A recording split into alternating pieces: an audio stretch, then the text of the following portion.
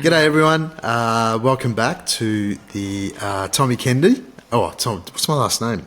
Welcome back to the Tommy Kendi Unfiltered podcast. Haven't been on for a while, so I'm super happy. Oh, you can hear a little baby in the background. And that's exactly what we're going to talk about today because, we've had quite a journey in our pregnancy process, and I thought I would bring Nicola back for a second episode with the Tommy Kendi Unfiltered podcast, and this is a little bit of better news, isn't it? Because we have a little bub. If you're watching on YouTube, you'll get to see her. We'll probably take her out of the cot and give you a little peek at our new baby, Winter Rose. But you're looking at two very happy parents. One more rested than the other. Yeah, true. So Nicola, welcome. Nicola's my beautiful wifey. Well, not yet wife, but you will be at some point. We're engaged, but, we've got a growing family and, you're still on notice. Well, we had our priorities. I know. So welcome, Nicola Lally, ladies and gentlemen, the mother of the year. The woman of the year. You do? No, I don't. I don't. Well, there's a microphone. You got to talk into it, babe. Sorry. Okay, that's good. Sorry. All right, so here we are, and so obviously, as many of you know, if you know me or Nicola, or you've listened to the podcast, you've heard our journey of going through first a miscarriage, then egg freezing, miscarriage, stillbirth, and now third time lucky into being actual parents. And Nicola, how are you feeling now that you have little bubbies in your arms? I feel good. I feel tired, but not from her. No. Just tired from the whole journey. Because just trying to get pregnant, or if anyone's gone through IVF or infertility, which I didn't go through infertility, but if anyone's gone through that journey, it is so time consuming. That's all you think about, and it's financially time consuming, it's emotionally time consuming, and it's just not a fun process. Some people get lucky and get pregnant straight away. We did get pregnant straight away. So I did my egg freezing in October for your time. I had met you, but I would already booked the egg freezing, which is, I remember booking it months before it happened because it actually takes a lot of time. It's a very busy, if I could own an IVF clinic, I would, because it's very busy. A lot of people are having babies later, which is what I did, which I wanted to have a child later in life so I can afford to have one, and also live my life beforehand. So I did the egg freezing, then you were around, and then we got pregnant in January, and then we had a miscarriage 12 weeks later due to a chromosome abnormality. So it was never going to work out, that pregnancy. I had a DNC, and then, you pick yourself back up. It happens. 1 in 4 get pregnant, and then we got come over this way a bit. Pregnant again. Okay. Whoa. Do you want me to sit on you? Yes. Then we got pregnant again. Where's that thing coming from? That's all right. It's just on your face, but that's okay. Okay. Go. Then we got pregnant again with Rose in June, end of June. Yeah. And it was not a fun pregnancy because I had that sickness that was, every time I ate something I had to vomit, and it was just for 6 months. Yeah, she basically had morning sickness for 6 months. Yeah. And then I got sepsis and was in hospital for that was a month. And then after that, I got out of the hospital and I was pretty much feeling so good. It was the last trimester. I'm going to get it. No, I'll get it. You go. Yeah, so keep telling your story. The last trimester, and nothing was wrong with me. I was totally fine. I had so much energy. I was doing the nursery. And then I think it was the Friday, I just realized she didn't move. And the Saturday, I realized, she actually hasn't moved in 2 days. And then I went in for a scan, and that was when Dr. Sush said, yep, no heartbeat, which, that was that journey, which is not fun. And then after that, obviously I had to go through giving birth to a still baby. Still giving birth to a dead baby. I like to call it sleeping baby. And yeah, I had to survive that and after. So after was not so fun. It was very stressful. But we were good. Like We never, as a relationship, we never faltered. No. I mean, you're super supportive Yeah. because you just know fighting a litigator is no point. No. No use fighting a lawyer. No. Ever. But also, I know, but it's a very emotional time. But afterwards, what happened? We said, yeah, so I wanted to obviously get pregnant straight away because it's natural to, want to fill the void. And I also realized my clock is ticking, and also you're in that mindset where you're like, this is what I want. So, you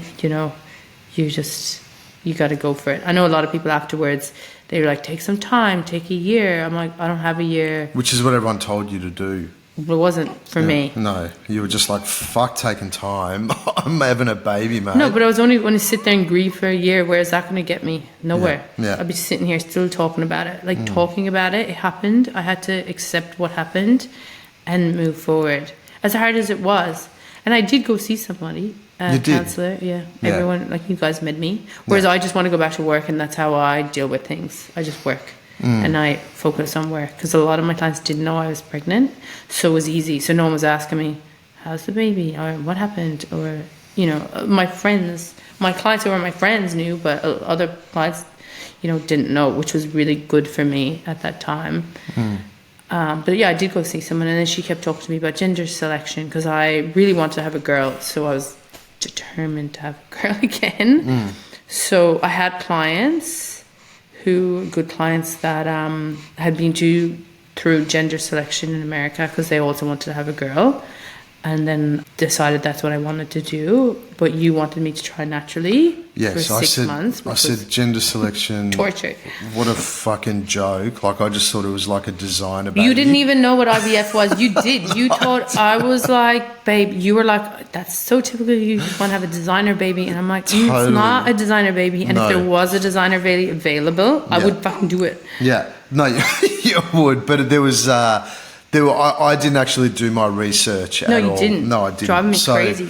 Yeah, and I just thought after, I mean, look, for me, even though I went through it and it was fucking traumatic and horrendous, I know that whatever Nick went through is 10 or 20-fold what I did. So I just thought, you know what? Whatever she wants, I'm just going to support it. And wait. Yeah. I'm the father of the year. Don't fuck around, mate. Stop. Yeah, but you decided that we would try naturally for 6 months. But I also had to get my ducks in a row, and the IVF clinic wouldn't see me anyway for at least 6 months because my body, my womb needed to heal, uterus needed to heal, everything I needed to heal. But I was just desperate, I guess. Yeah. When that's what happens when you want a family. Yeah. Yeah. And you're like a geriatric, aren't you? Yeah.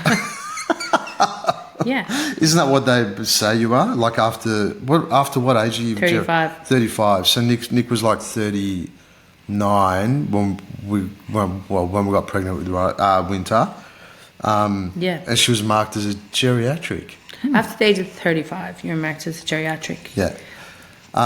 So anyway, so we tried naturally, which was, I reckon, harder for me than you because I had to get a hard on call. No, I was desperate. So every time I had to do the pregnancy tests and the ovulation, it was just horrible. It was just, it was just not a fun time. No, it definitely wasn't a fun time. It was... and also I had to go through all the after effects of having a baby without the freaking baby. Yeah, it was horrendous. Yeah. And yeah, I mean,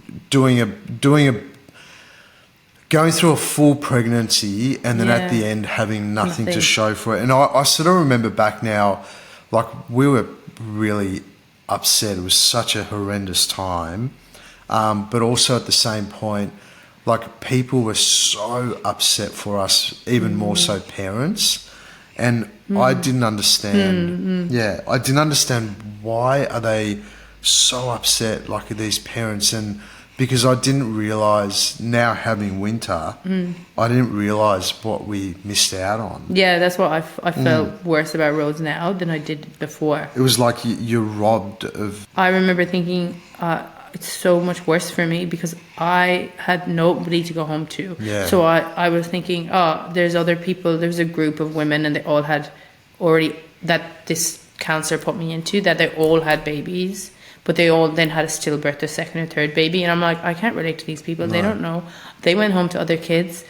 And I actually now have in winter realised actually my loss isn't as easy as theirs or isn't easier. Yeah. But I just at the time was like, how can I relate? I can't relate to these women. They already have kids. They know how it feels. They're still a family. They're still a mom. I had nothing to go home to. So I just was distracted myself from the group. I was like, this is not for me. And what for me, how I operate is my life mantra, or motto, whatever you call it, is I'm never a victim. Like I'm never a victim. I'm never going to act like I'm a victim. So I always just accept what happened and move forward. I accepted what happened, but of course, and I put a plan in place to move forward, which was obviously get pregnant again. But I already knew when you were trying to make me you were asking me to wait the 6 months. I already knew that it was just not going to happen like that because I had too many conditions and it was too stressful for me to go through another miscarriage. And basically the condition number one was get me pregnant, but which I was like, you know what, I could probably do that part's fun. I don't mind doing that, sticking it in. But it wasn't fun when you're desperate to get a baby. Definitely was. Sex definitely took a whole different meaning for us at that point.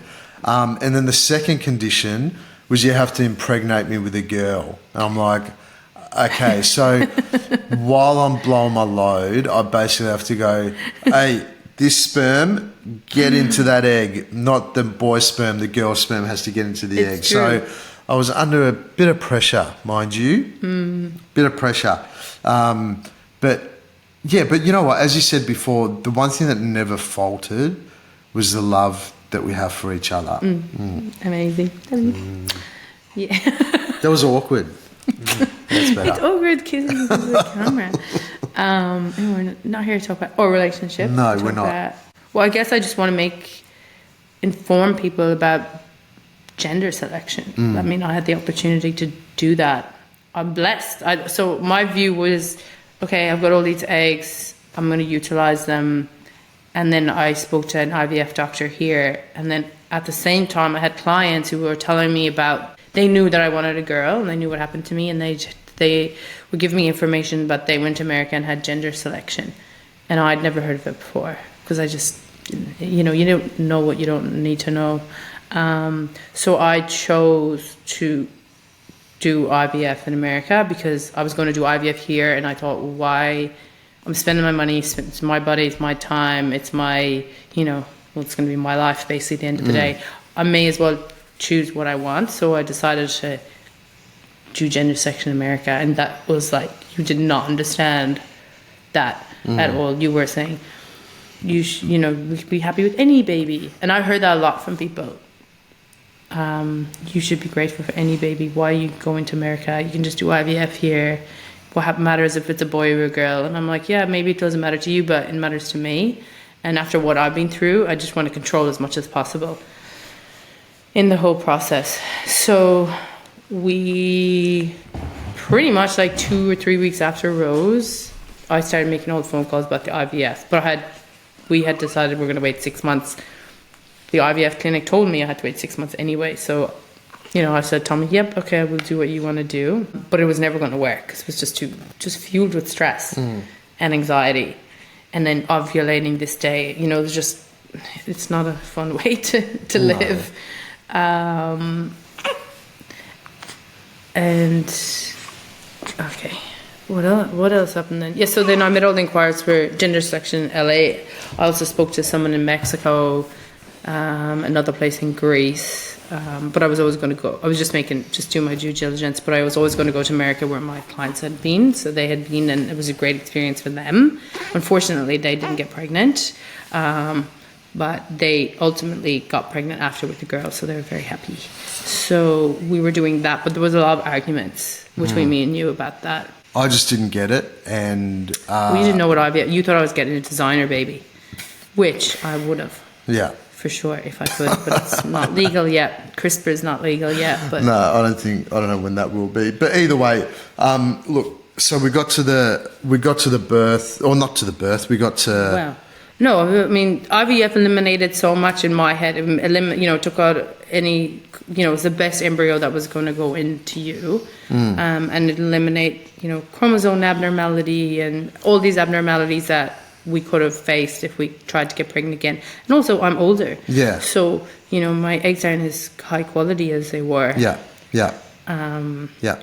And so because Nick did the egg freezing, we had 18 eggs, and so we decided on this gender selection thing, which we had to do in Orange County over in the US.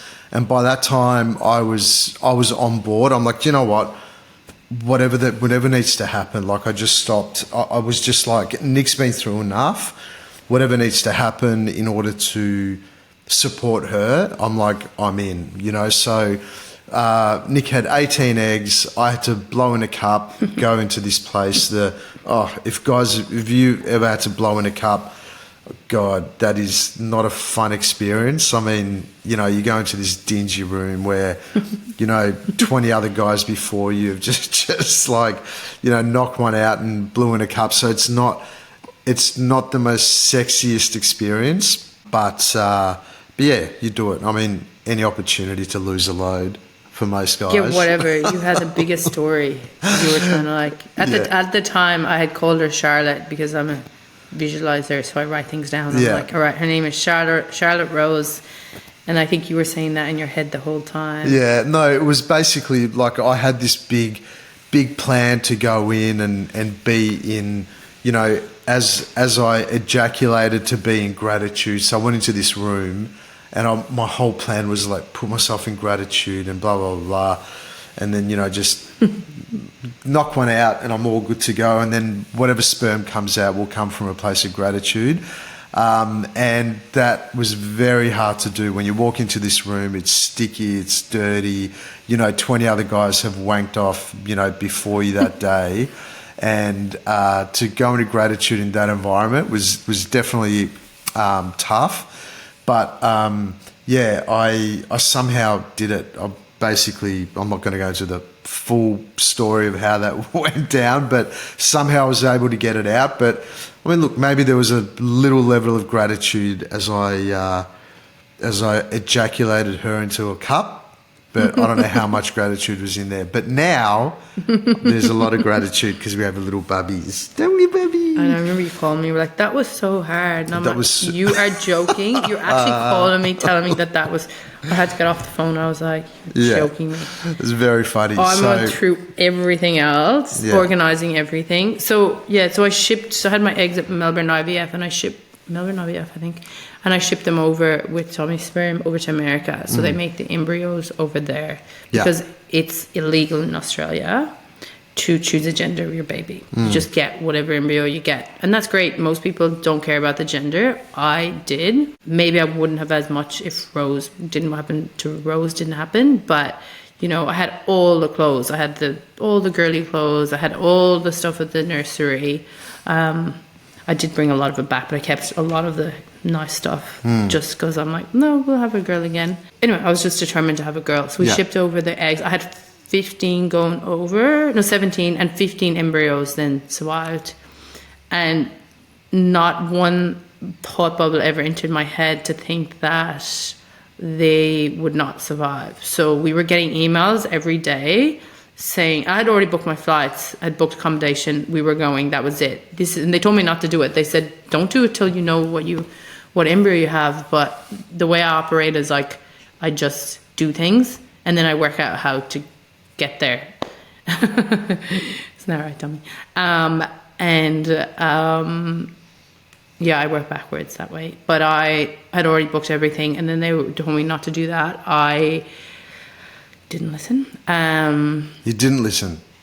Anyway, so they every day they were emailing me, every 5 days, every 3 days, saying, okay, there's only 6 embryos left. There was 10 embryos, and there was 6.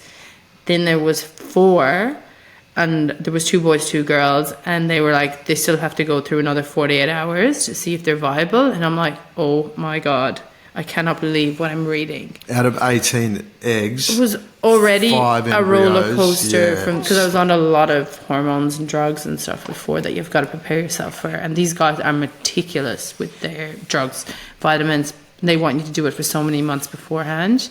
So I had, spent a lot of money getting there, spent a lot of money sending the eggs over, but it doesn't matter. But to be told there was only like 4 left and there's 48 hours to go and it wasn't looking good, I was like on the edge of my seat. But so then they got an email like 2 days later. We had to keep following up because they just weren't responding, but they just didn't have the answers. And then we had 2, 1 boy, 1 girl. Thank God, that were B grade embryos. Obviously the B came from Tommy because my eggs were amazing and they were top quality type A, and then Tommy's. But no, they B were. grade. But it's not different. I think ours was BA or something. So there's like an AA, AB, BA, BB, BC, something like that. Anyway, it's just the quality of the embryo. So she was a B, wasn't an A. No. But anyway, so she obviously takes after Tommy. Yeah, so then we had to make a decision whether we were going to put the 2 of them in, because it was a boy and a girl, just so we get some chances, given that we've, done all this, made all this effort. I've already been through, and I'm already on a lot of drugs and a lot of hormones. You got to take a lot of I can't even remember. You had all these so many things: vitamins, rhymed drugs, off. Now needles, injections. Yeah, the whole work. So anyway, then we came back from LA. We did it in Orange County. No, you got to tell me what we did. I got acupuncture, colonics, to make it sure, because you hear a lot of stories. The first embryo probably won't work. Injection, whereas I'm only here for 8 days, so it's got to work. It has to work. So I made sure I did a lot of colonics. I did acupuncture once a week. Yeah. I rested. I was coming home, like going to bed really early, stopped socializing, basically became a hermit, just to get myself ready for the embryo transfer. Because I'm like, I've only got 1 shot. I've only got 1 girl, so I actually only have 1 shot. And then just before the embryo transfer, I had acupuncture done.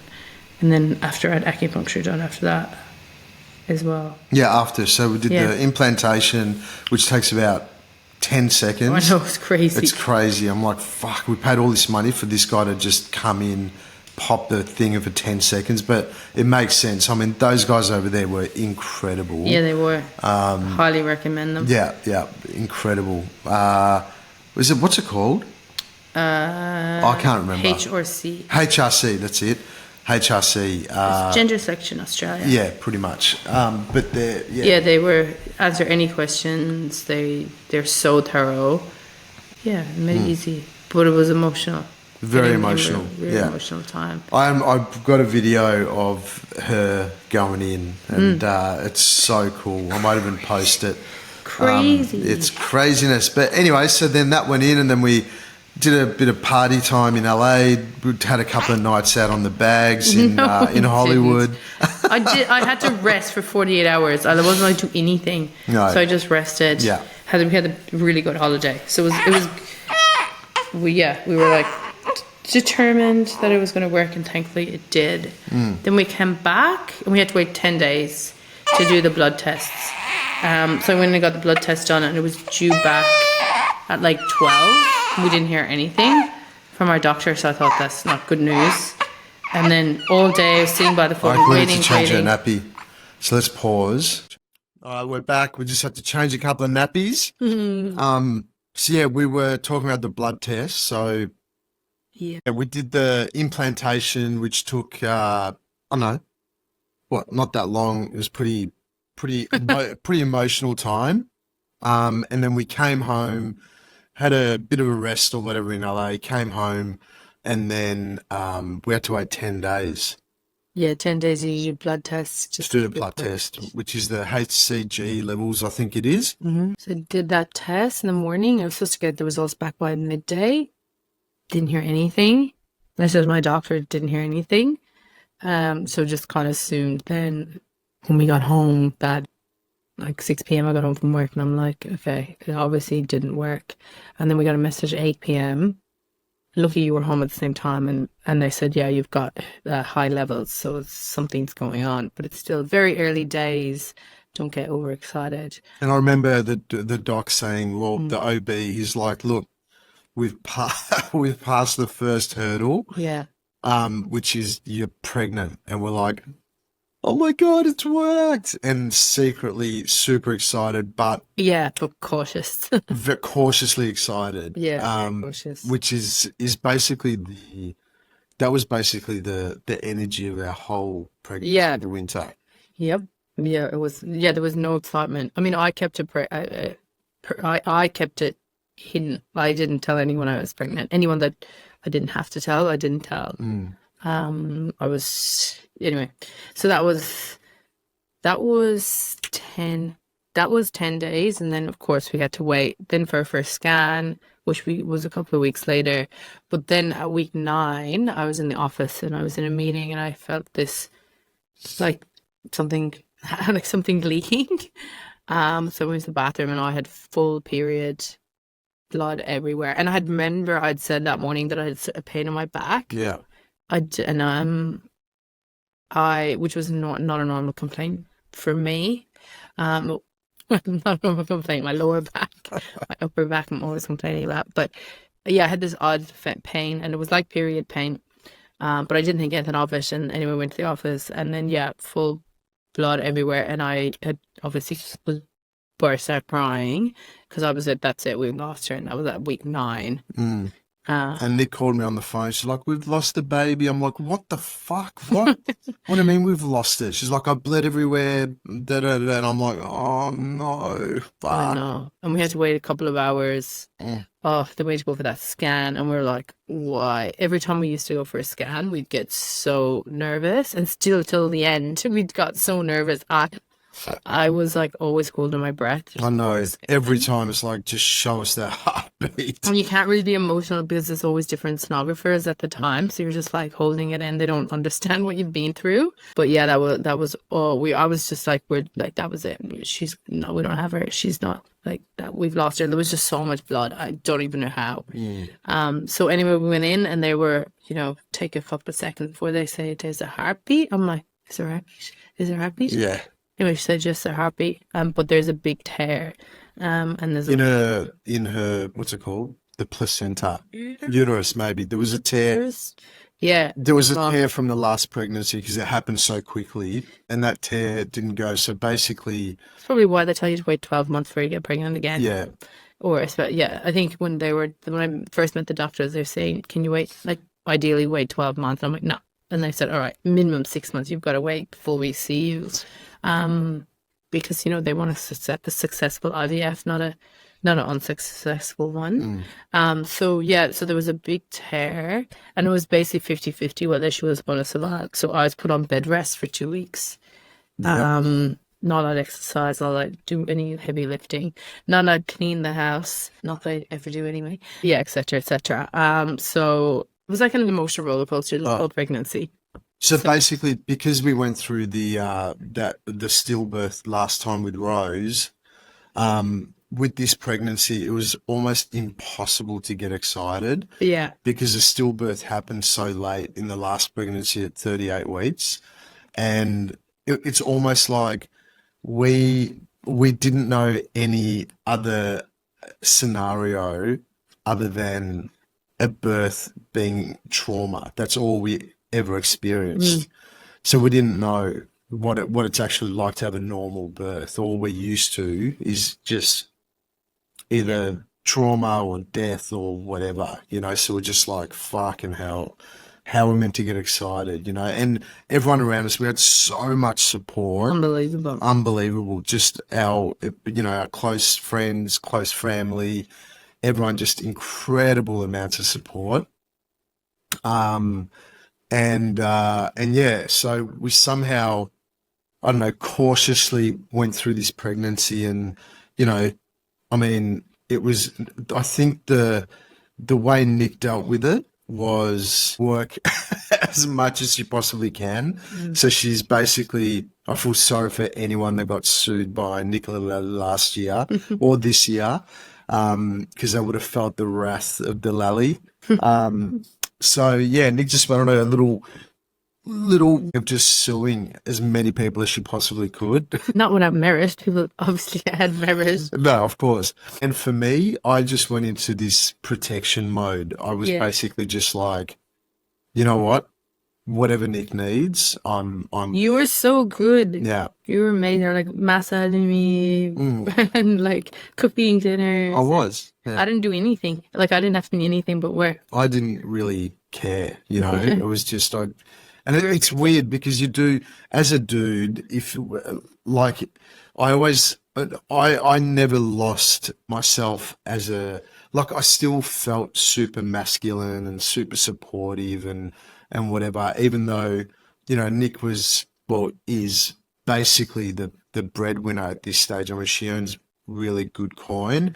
And it took me quite a bit to get used to the fact that I'm the support, and I was like, fuck, am I going to grow a vagina? Am I fucking going to grow a vagina, or what the hell is going to happen here? Like, how do I keep my masculinity and my me feeling as a provider where Nick's off going to work and whatnot. So that took a lot of conscious finagling, and I feel more masculine now than I think I've ever felt. I feel like I'm a support to my family. I feel I can protect Nick and I can protect Winter From herself.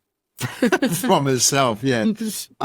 So yeah. Anyway, so with the pregnancy, for me, it was, I just went into this full support protection mode. You were amazing. I literally was like, you do anything. I would. You were, even though you're tired.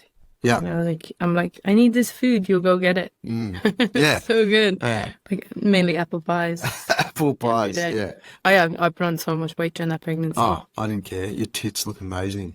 Tommy, I just ate a lot. And then I actually put on a lot of weight in the last trimester. I put on a lot of fluid. It was really hard. The last trimester was really hard. So after we got over the bleeding, it was just tiptoeing every day, one day at a time through the whole pregnancy. It was torture. And I would not let anyone know about the pregnancy until I had to let them know.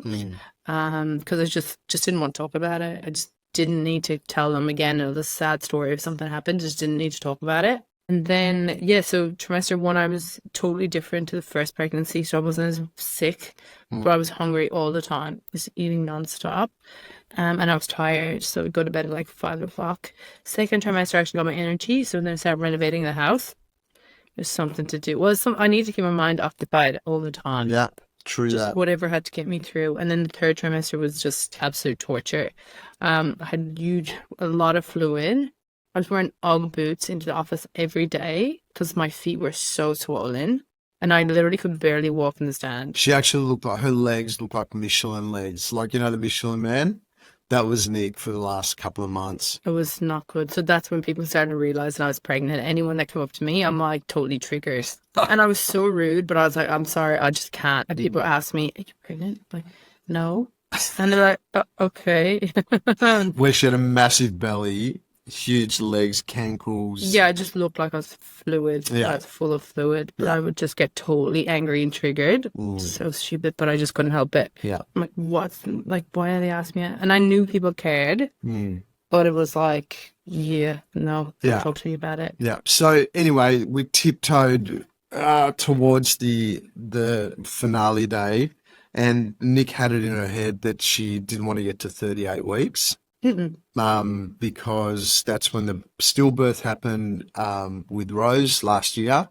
So we spoke to our the OB guy, Dr. Sush, and Nick basically said, look, when's the earliest time this Babs can come out and it be safe? And he said 37 weeks is safe.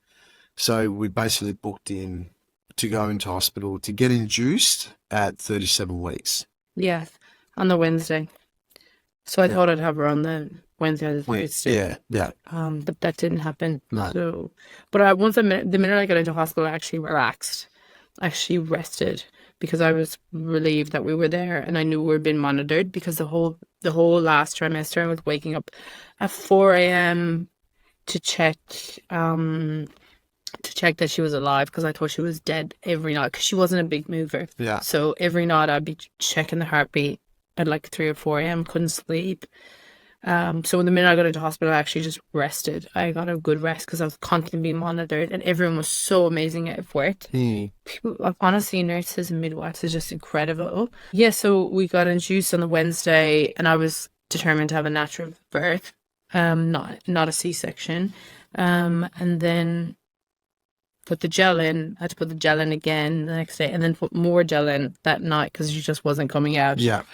But needless to know, we didn't know, but she wanted to come out in winter solstice. Yeah, So she arrived on the 21st of June 2024, which is winter solstice, and fitting name of Winter. yeah. Little Winter. Hello, babies. So anyway, so we now have a beautiful little bubs, and we're a dad and a mum, and we've got a family. Yeah, we love it. And it feels pretty incredible. I mean, look, the birth itself was such a different experience to go through when you know the baby's alive. I mean, it's so different, but still, you just in the back of your head, you're just constantly waiting for some fucking drama to happen. So it was a weird experience because all we wanted her to do was just come out Yeah. safe, healthy, and happy. And yeah, the birthing process this time, it's, parents say, there's no other feeling like when your baby first lands on your chest, and oh my God. It was. Oh, Yeah. unbelievable. And there was, this moment in the birth where Nick got an epidural. And there was a moment where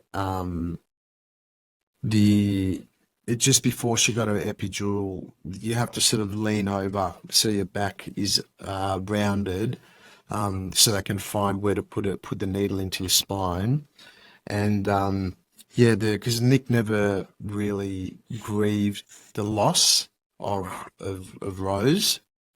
And there was this moment where just before she got the epidural, I walked around in front of Nick and just held her hand because I assumed getting a needle in your back is not going to be the funnest thing ever. And even before the needle went in, or she even got the needle went near her, I just looked at Nick and she had this little tear. It was just coming out the left eye. And then I held her hand and she just wailed, and I'm talking the cry. It's not like a boo-hoo cry. It sounded like a lioness grieving the loss of her dead pup. And it was just one of those wails that gives you one, you never forget, and two, it gives you goosebumps because you can feel the emotion. And that was the moment where Nick properly grieved the loss of our little Rose last year, and it was such a beautiful moment in terms of her allowing herself to grieve, and it was like a forced grief. Like she parked it. I mean, you tell the story. You parked it. Sorry, I'm crying.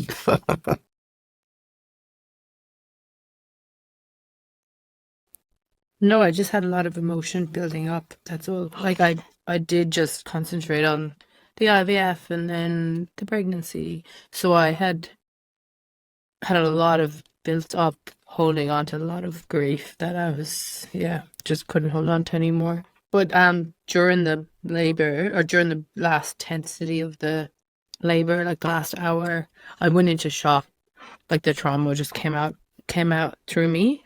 So we had to take Winter out with forceps because I was just not going to be able to keep going with the birth, I think. So Dr. Sush made a call against what Tommy wanted because he didn't want her to come out with forceps, but he had to. Yeah, I was just.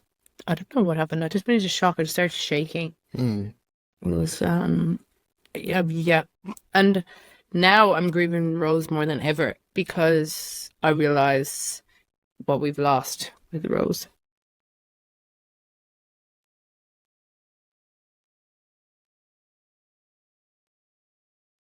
Hey, I'll deal with it. Well, you are dealing with it. Yeah. But yeah, I feel worse about Rose now because winter, but I just have to be grateful for winter, which I am, obviously. But Oh my God, you're the best mum ever. I You actually are. think every You're- mum is the same. No, but you're better than every other mum I've seen. I'm not as good as you. I literally can't do anything right. I can't put the nappy on right, according to Tommy. I can't feed her right. You're all over it. Mm. You're like, you need to do this, you need to do that, you need to do it this way, you need to do it that way. I'm like, okay. But yeah, I feel really lost about Rose now. But really, she's up and down on us from Pittman. Yeah, I mean, this could be Rose right here, just in Winter's body. It's not Rose. We did have people say that, spiritual people say that she's gonna be reincarnated, and I'm like, yeah, maybe. But then when I met her, I'm like, that's not Rose. Rose is not this baby. Mm. Yeah, another baby, but not this baby. Yeah. Mm. But anyway. And we're super, super. I mean, I'm so blessed to have this little baby. See, you're besotted. So, are you? Yeah, of course. Yeah.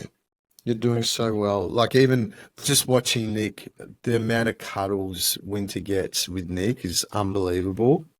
Yeah. You love your mum. You love your dad. You love Winston. And now, I mean, look, it's funny, isn't it? Because when you go through like that, all you want is your bubs to come out like healthy and happy and whatever. And then once she's out, you basically just try not to kill her. Like you just want to keep her alive because you don't know anything. I mean, we didn't know how to change a nappy. We didn't know how to feed her. We didn't know anything. Now it's just like, we're naturals, aren't we, Babs? She's got these beautiful blue eyes. Yeah. And she loves yoga already. She loves yoga. She does yoga every night. Yep. And she's already doing podcast interviews. Tommy's her manager. Mm. Yeah, life is good. And so now we're parents, and it's really cool. We're both loving it. Yeah. Probably anyone that's been through stillbirth, I would say this. I mean, there's a lot of people that need time because I've spoken to a few people and they said, oh, they need more time to get pregnant again. I understand that everyone has their own journey. But for me, I just couldn't think about it for another year. So that's why I just wanted to move very as quick as I could to get pregnant again. And it just will never get easier. You being pregnant to the end, it's just, you're just going to have to go through it. There's no easy way to do it. Just get it done. That's it. And then you have a little bundle of joy in your arms. Yeah. Definitely worth it. Definitely worth it. What's been the worst part of this whole process? Like the lowest point? God, there's been so many low points in this pregnancy because of, missing the first stage when we're supposed to go to America. The embryo is just dying every minute of it. And the bleed. The bleed was probably the worst. And then the end was really bad because it was just every day was going so slow. And then the waking up every night at 4 a.m. check the heart monitor because she wasn't moving. So what's been the highest point? And she came out and she cried. I'm like, great. And just so many good parts. It's just so much fun being a mum. What do you love most about being a mum? Watching you with your daughter. I do. I love it. You're so good. And what about with you and Winter? I love in the morning we sleep together in the morning. Yeah. When I take her out that infamous snoo that you hate, I love. That's my favorite time of day. And dressing her in all her nice clothes. So many nice clothes from people. It's unbelievable. Oh, well. Every day she's a new outfit. It's so cute. Very cute. Very fashionable. Well, Winter Rose, thank you for coming on the podcast. Also all the support. There's so many people coming over every day. It's a full I've lost party. my voice because I have been talking so much. Yeah. Everyone is so happy for us. I think relief was the word. Yeah. Before happiness, I think was relief. When we went to hospital, it felt like the whole fucking world was holding their breath. I got like 100 messages. I give birth. Oh, yeah. But we're very happy to announce that we're parents. We have a healthy, happy little girl called Winter Rose. Hopefully this, well, not even story, but just us sharing our little journey might help other people that are going through, similar situation, albeit the same situation or something close to. For us, we are lucky that we got a win, but not without its challenges. Yeah. Don't wish it on anybody. But yeah, we got lucky that we got pregnant first time with the embryo. We only had one girl. And the other boy's probably Trump supporter now. Over he's in America, the little embryo. Your little brother, but you know what? I'm just looking forward to never being pregnant again. Me too. One's enough. Isn't that what they all say? One's enough? No. Let's see how this story continues.